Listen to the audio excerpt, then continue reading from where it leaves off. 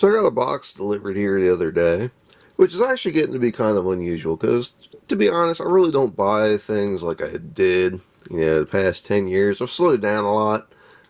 Part of that is having kids, part of that is, this stuff's getting pretty expensive. Not that it ever wasn't expensive, but I think it's getting out of hand, personally. I think it's just getting to be just a little bit too much one of these days. But anyway, this is something that I've been wanting to pick up for a while, but been putting it off forever. And I guess the stars finally aligned.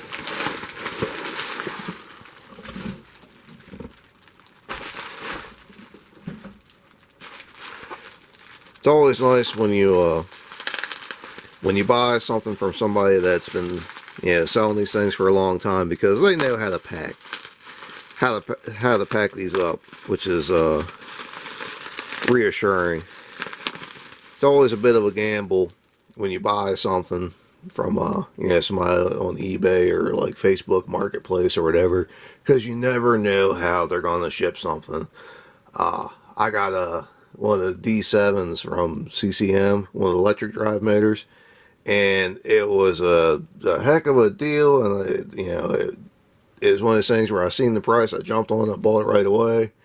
And the guy wasn't that far from me, so I said, hey, look, I'll just come pick it up. That way you don't have to ship it. And we went back and forth.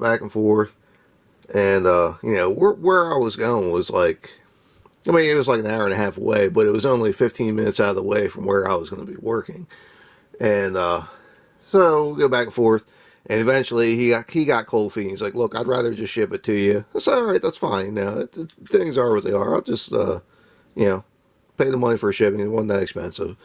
And he just stuck the shipping label right on the CCM box and sent it down the road. Like, come on, buddy. Like, honestly, that was the best you could do. That's what we're coming up with here. So, like I said, you never know what you're going to get. So it's nice when somebody, like here, actually made an effort.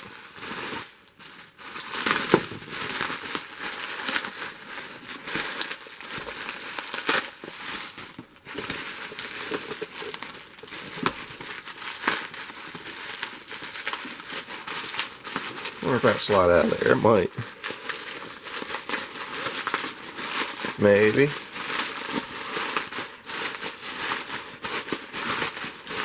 There we go. Alright. So what we got here is a Caterpillar number 12 and a 12M3 motor grader. It's part of the Evolution series from Diecast Masters. And I'll be honest, I kind of thought the box would be bigger. I mean, I know how big both the graders are, but I thought it'd be a little bit bigger. Let's see.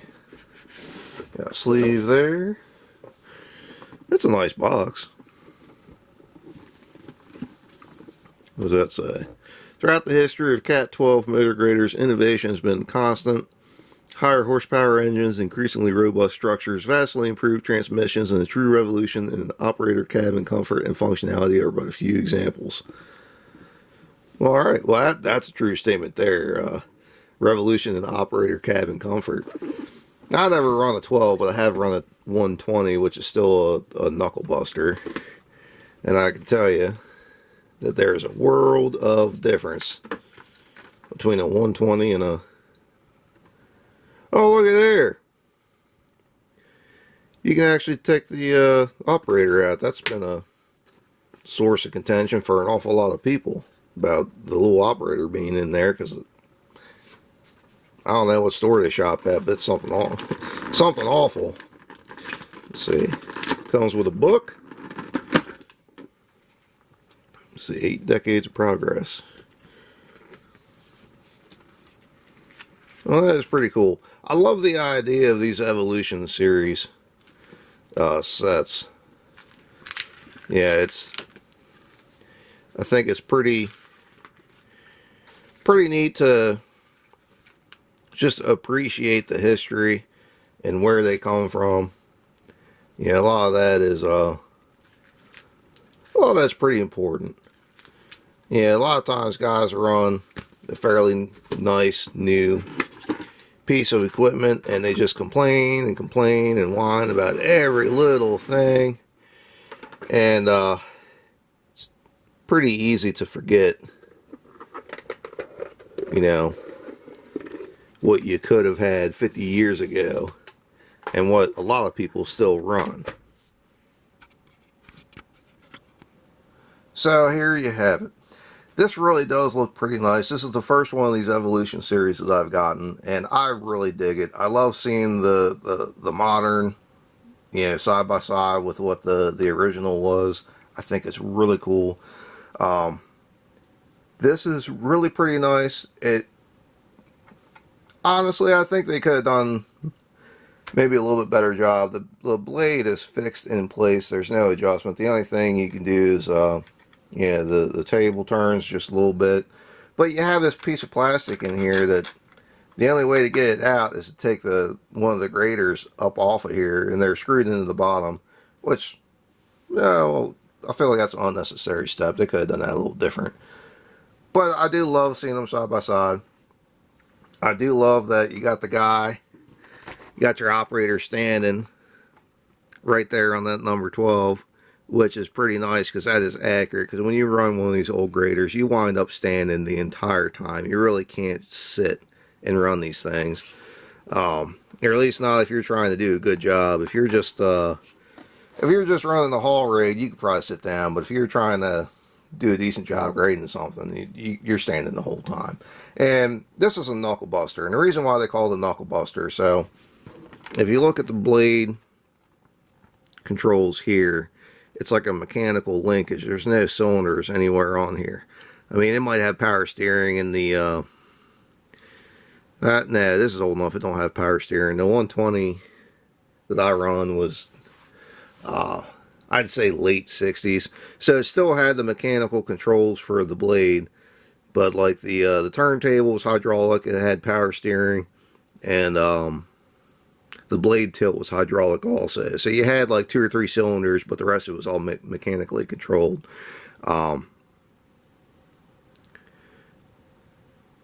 Anyway, so what mechanically controlled is these levers right here. Think of it like trying to put a car or truck in the gear. Like, there's no clutch to it.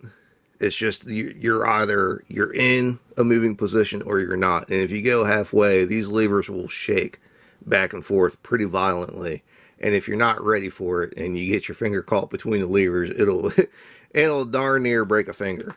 So that's one of the reasons why they call them knuckle busters. They're not bad machines. They really aren't. But you got to understand how to run them. Like, whenever you make any kind of change, you go all the way. You know, there's really no feathering it, you know, like you can with a newer hydraulic machine. Now, I didn't run a 12M3, but I did run the new 12M, and this was probably 10 years ago when the M series had just come out. I was on a job, and they had brought a 12M over for the company to demo. And that particular job, we'd had a road grader there doing the haul road for, I don't know, probably 2 months. And by the time that they brought the demo over, we weren't really running the haul road anymore. So the guy that was there to run the grader every day, he was on a different job. So they brought this over to demo. Somebody'd run it once or twice, and there it sat. So I was running a rubber tire loader at the time, so I would get done doing what I had to do, hop in the grader, and just go start dressing up the job. And I had so much fun running this thing because it was just so nice and slick and smooth. The guy that we had running the grader absolutely hated the joysticks. It had joystick steering. It didn't have a steering wheel. Like, if you look in there, you can just see it's just got joysticks. And that was one of the first things that that they put out to start the transition to not having a steering wheel anymore, just having it be a joystick. And it really works well in a road grader. Now, if you're going down the road at highway speeds, I wouldn't like it. But I never tried it. I never had it. I don't think I ever had it running faster than probably 10 miles an hour. But I loved it. I thought it was fantastic. On another note, So you got your operator here looking like a normal human being. What is going on here? Why can't we have this guy dressed like that? Or even just wearing blue pants? Like, I get the green, the hard hat. Okay, some jobs you have to wear the hard hat in the machine. I get it. But the orange pants, come on, it just looks ridiculous. Give him some blue pants. Like a normal person would wear it. And it's kind of ridiculous. Everybody hates these guys because it's just, you don't see. Nobody wears orange pants with high vis. Like, I don't know, it's just ridiculous. Anyway, overall, these things are really nice. You can't do anything with them except set them on the shelf the way they are. But I dig it though. Like, just the idea of having side by side.